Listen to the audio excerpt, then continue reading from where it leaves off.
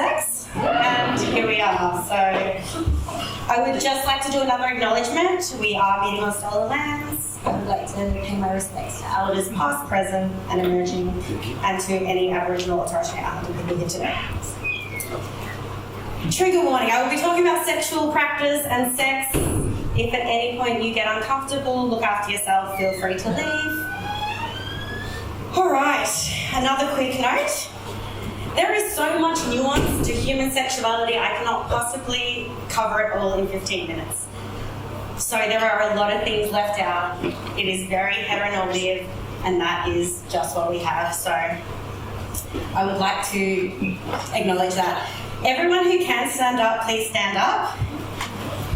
Shake it off. We're going to be talking about sex. I know it's a little bit awkward. I'm not asking you to look at everyone next to you and make eye contact the whole time. I know it's a little bit weird. Take a seat. It's a bit weird. You're allowed to feel a little bit weird.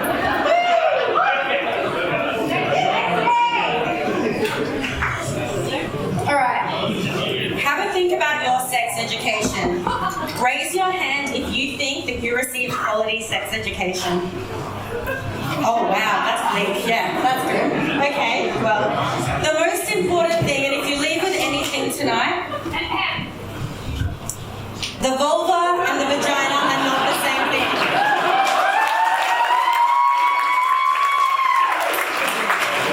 Please, if you leave with anything tonight, I want it to be that. And I have a visual representation for you. Also, very importantly, we have the clitoris. Also, very important, please do not forget where that is, right at the top. Can't miss it. So the vagina is anything internal, anything you can see, the vulva. So just try and remember that. It actually shits me to tears. All right. So when we are born, we all have the same parts. We all have the same parts, they're just organized differently. So as you can see here, clitoris and the penis, same thing. Labia majora, scrotum, ovaries, testicles. Same thing. This is a clitoris and a penis. They are the same thing. Many people look at this and they're like, hang on, wait. Isn't the clit just a little bit at the top? That is the clitoris, that is the penis. They are the same thing, essentially. I'm going to do a quick talk about contraception. So some of these you may have heard of. We have the external condom, which if you've ever done basic sex ed in school and had to put a condom on a banana, that's what that is. That is the most common type of condom. We have the contraceptive pill, which is taken daily. The vaginal ring, which is inserted into the vagina. The contraceptive injection is done by a medical professional every 3 months. The implant, you may know to be inserted there, but it can also be inserted in other areas depending on the circumstance of those people.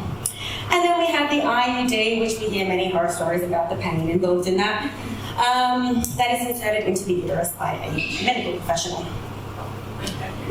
All right, we're going to do a little quiz. So I'm going to get you to put your hands up for which one you think is correct. So out of the following contraceptive methods, which do you think is the most effective against pregnancy? So we've got external condoms, IUD, or the contraceptive pill. So put your hand up if you think A.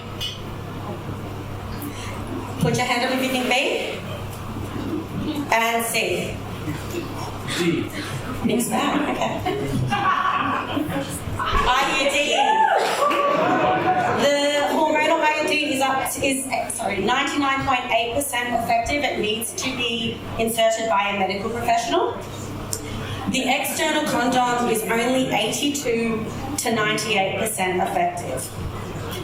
The contraceptive pill is up to 99.7% effective when taken correctly.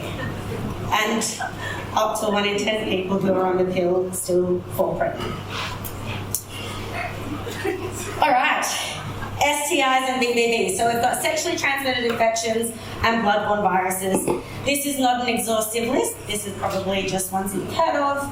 We have chlamydia, gonorrhea, HPV, HSV, which is also known as herpes, HIV, hepatitis, syphilis, and pubic lice.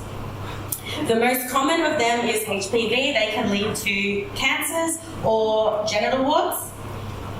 HSV is also very common. So herpes also presents as cold sores on the mouth, and they can be transmitted from the mouth to the genitals and vice versa.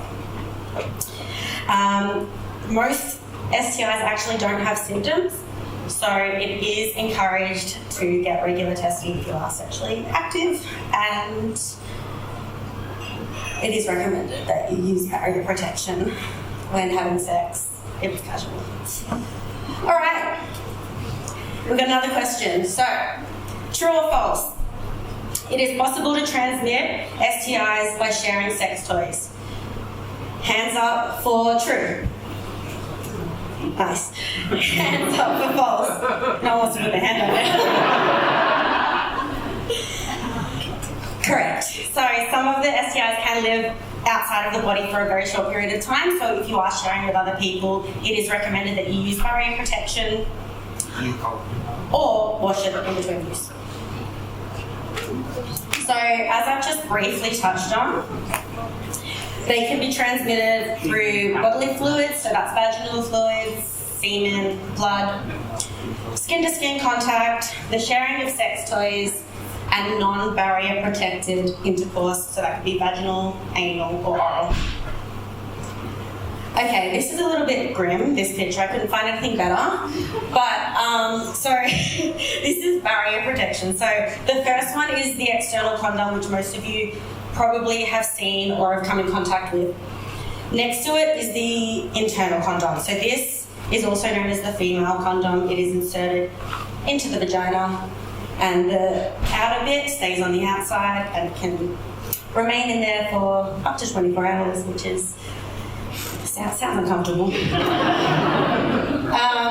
Then we have the dams. So these are primarily used for oral sex. So you lube them up, you spread them out.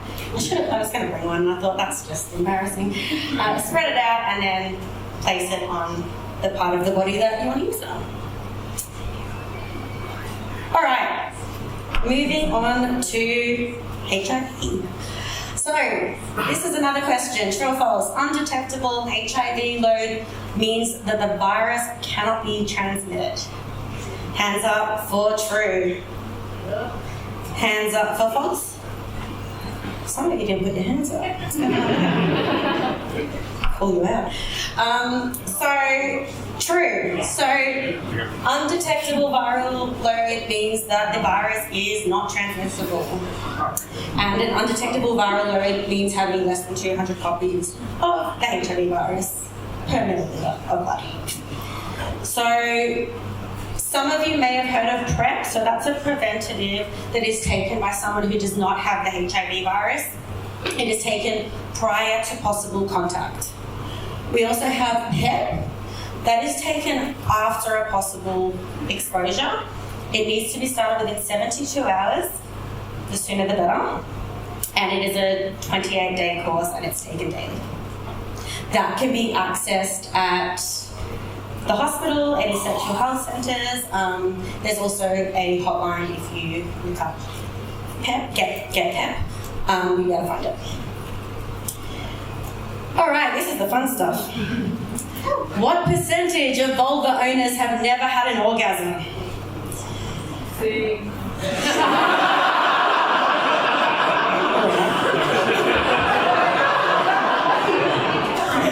All right. Hands up for A. Hands up for B. Hands up for C. Jesus, all right. Is everyone all right? It is 5 to 10%. So also vulva owners, about 75% of vulva owners cannot reach orgasm through penetration alone, and we rely on clitoral stimulation. Dual control. So we're going to talk a little bit. This is going to be a very brief overview. When it comes to sex, we have an accelerator and a brake. We have the accelerator is our sexual excitation system, brake is our inhibition system. system. What we want to do is we want to hit the accelerator. If we're in a situation where we want to have sex, we're like ready to fuck. Like we want to hitting that accelerator hard. Here is a picture that shows, so at any given time, we're pretty much in the middle. We're just sitting there in the middle. We rely on our turn-ons to get us in the mood, to get us aroused. If too many things are hitting the brakes, we're not going to get there, we're not going to be able to enjoy it. These things can be stress, sounds, feel, like stuff like what you feel. It can be people talking, it can be any range of things. I have a lot of people ask me, but how do I know what is turning me off? Write a list. What don't you want to hear when you're in the bedroom? What do you want to hear in the bedroom? You want to be ticking the turn-ons as much as you possibly can. And that brings us to arousal non-concordance. This is essentially the idea that if you are non-concordant, what you're thinking up here is not necessarily what's going on down here. So our physiological response and our psychological response are not the same thing. This can happen when you are wanting to have sex. You're like, let's fucking go, but you're not self-lubricating, you're not getting erection. It can also happen the other way. You can be turned on, you can have lubrication, you can have an erection, but you're not wanting to engage. This is why we can never rely on someone's genital response as consent. All right, another question. What is the percentage of arousal non-concordance for penis owners? Hands up for A. Hands up for B.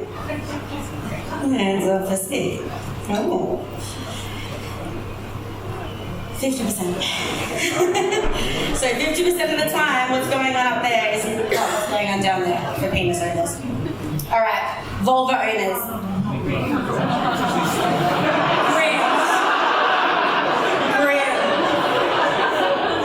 Devastating. All right, so vulva owners. So hands up for A. Hands up for B. Hands up for C. Are you ready? So only 10% of the time for vulva owners do we match. And here is a little diagram. If you've heard of Emily Nagoski, she's very great, absolutely great book, Come As You Are. I would recommend reading it. This is from her book that shows men versus women. Yeah, it's a bit grim. Anyway. All right, we're nearing the end. We're going to talk very, very quickly about spontaneous versus responsive desire. So spontaneous desire doesn't require any sexual initiation. It's just, I'm ready to go, I'm fucking horny, let's go. Responsive is a response to sexual stimuli. It requires sexual initiation prior to. A lot of people, particularly in heterosexual relationships, will say, my partner just wants to fuck me, and I just want to cuddle. Fair enough. Fair enough. You have a different response style. That's fine. Neither is wrong. Neither is better. They're just different. And most of the time, penis owners have a spontaneous response style and vulva owners have a responsive style. What have we learned? If nothing else, I want you to go away with this. The vulva is not the vagina. The clitoris is the penis. Thank you very much. There are condoms and lube in those bags there. Please take some. I've got too many. I don't need all of these. Oh. There's only water-based good there, I'm so sorry. And only external condoms. But yes, please feel free to take some, and if you want to follow me on Instagram, that is my handle.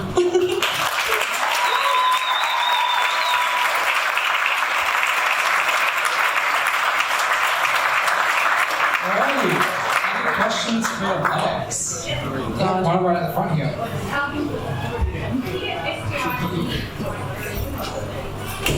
Can you get STIs in areas other than your genitals? Yes. Yes. So chlamydia, gonorrhea in the back of the throat, also the anus, same as HSV, can present in different parts of the body. If you are getting a sexual health check, I would highly recommend to ask for a throat swab and an anal swab if that is your forte. You want one back here? Just about sexual non-concordance for vulva owners. So if it's only 10% concordance, if you assume that vulva owners often physically feel aroused, does that mean they would need to identify their psychological factors to bring that, like, you know? Is sexual non-conformance with vulva owners? Yes. Is it more psychological? Yes. So forever, as long as, well, from a lot of vulva owners I've spoken to, we don't necessarily know what's going on.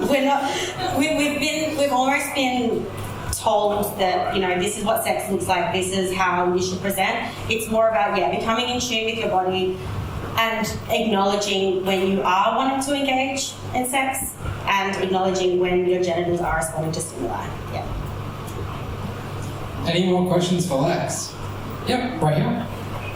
You mentioned Emily Nagorsky. Any other books or resources that you find really helpful, informative? Yeah, Books or resources? Yeah, Helpful. Emily Nagorsky has actually a couple of books that are really good and a couple of talks. Chantal Otten, who is a Melbourne-based sexologist, also has a book that's really good. Esther Perel, I could literally reel off names.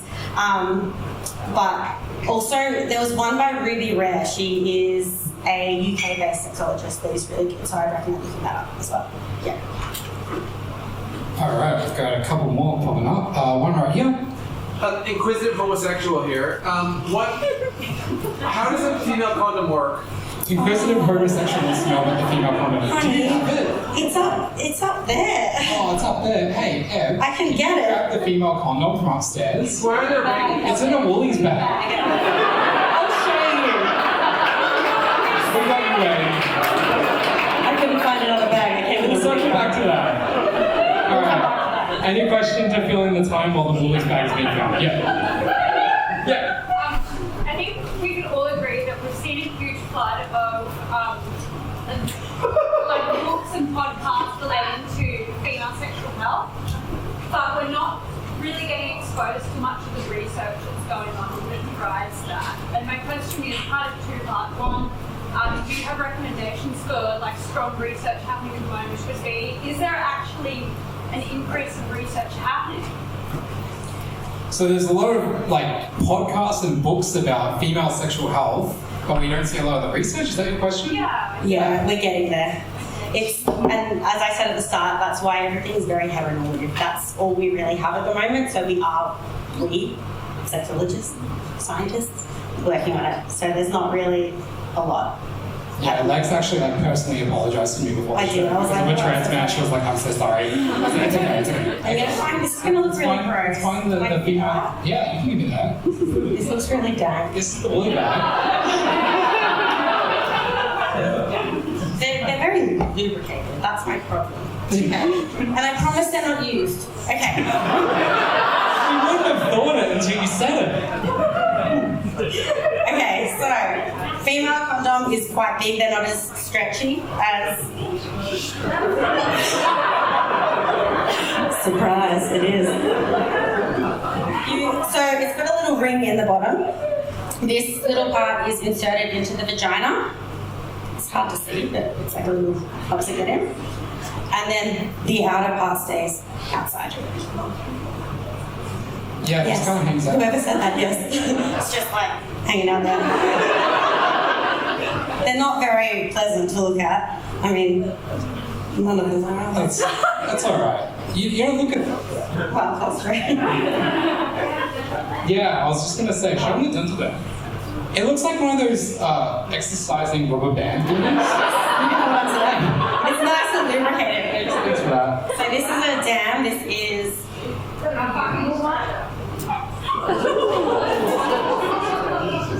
They're like the same as condoms. Very special. Not the. This goes over the skin. Always use lube. Please take some lube. Please take some lube.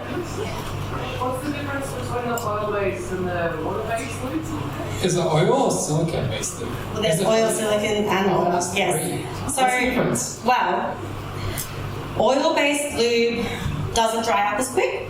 So water-based lube will dry up quicker. However, it is not recommended to use oil-based lube if you're using condoms or toys. It can actually break the condoms down. So use water-based lube. Any more questions for Lex? Yes, one more just up here.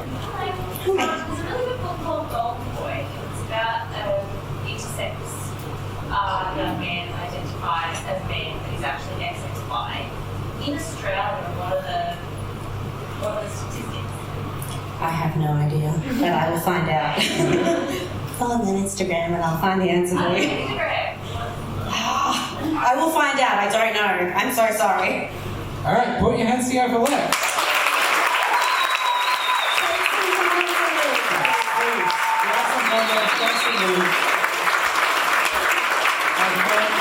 If I could just ask our three speakers to kind of